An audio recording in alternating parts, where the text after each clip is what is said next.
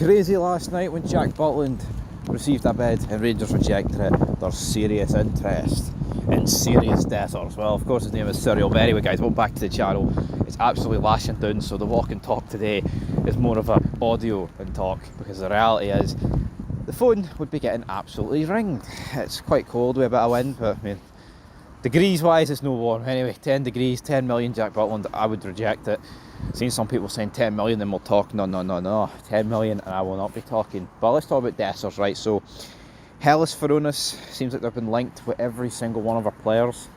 There's another Serie club that's been mentioned, I guess, but we'll have to wait and see in that regard. We can't lose Cyriel Dessers for me. People may be thinking, whoa, that's one of the biggest, almightiest U-turns of all time, but the reality is we can't afford to lose the guy, from a sense of we literally have no one else.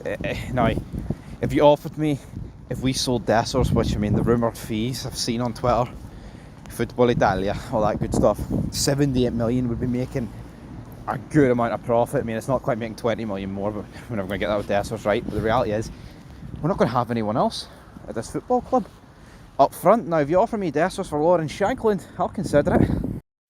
But yeah, I've mentioned his name. I did go a few weeks out without mentioning his name, but you know what, it's squeaky bum time, we need him.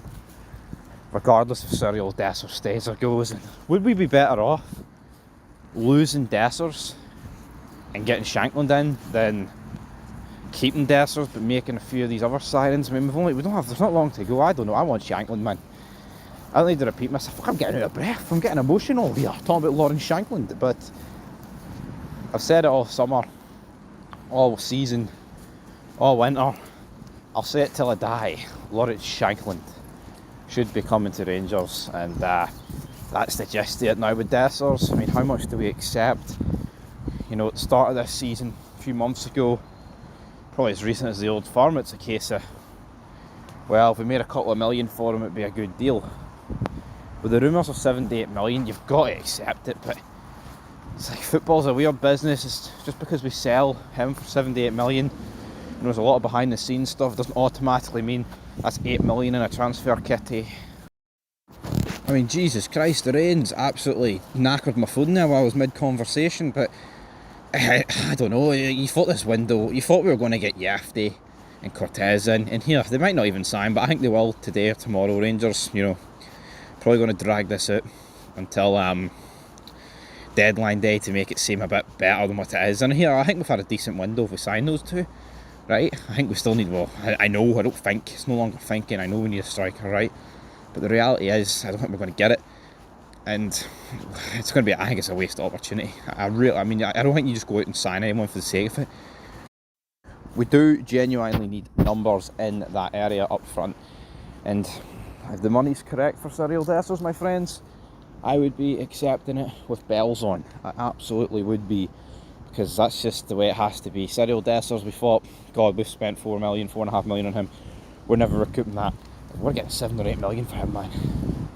We need to accept it. We need to get that deal over the line. That deal has to happen. And like, it's even if you can't even get Lauren Shankland, but then there's no excuse though if you get the money in. Rangers, what are we doing? You know, we're seeing the absolute meltdown across the city. So how about we cool things down on our end?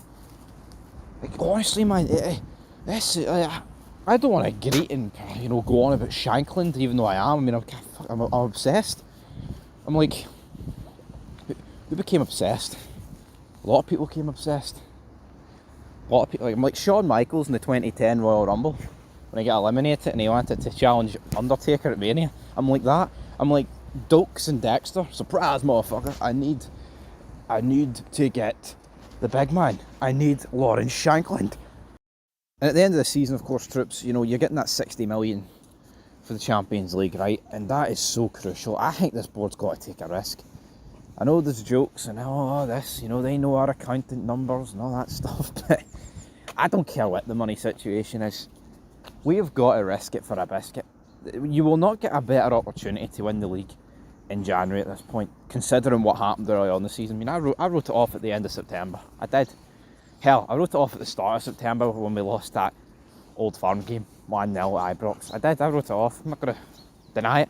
Under Beale, there was fucking no hope. You'd have to be completely delusional to even think the league was remotely on. Clement has completely changed things around. Yeah, and you know what? We've signed 2 players so far in this window. Need probably look like another 2. But we need to back the guy more. Celtic have stood still. They've brought in Nicholas Kuhn. They've looked like they're going to bring in some guy from Norwich, right?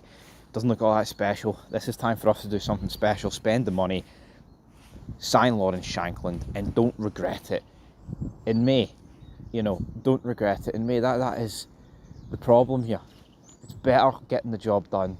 I mean, I remember, right, in a few seasons ago, it was a window we signed Ramsey. We signed John Souttar on the pre-contract, and I kept saying till the final day, just pay the couple of 100,000 the Hearts want. Because see, at the end of the day, if we have a problem at the back, you're going to be kicking yourselves that we didn't sort it out by bringing in John Souttar early. And here, I don't know, right, if signing John Souttar would have changed anything. I don't, right? But we lost the league, we lost the Europa League final, and maybe bringing him in could have changed some of it. But at the same time, I guess he could have been in a European game and cost a goal, because I'm not going to say he's been brilliant in his Rangers career, but it's things like that. Hindsight's a beautiful thing. Rangers need to step up to task and get the job done here. But anyway, till then,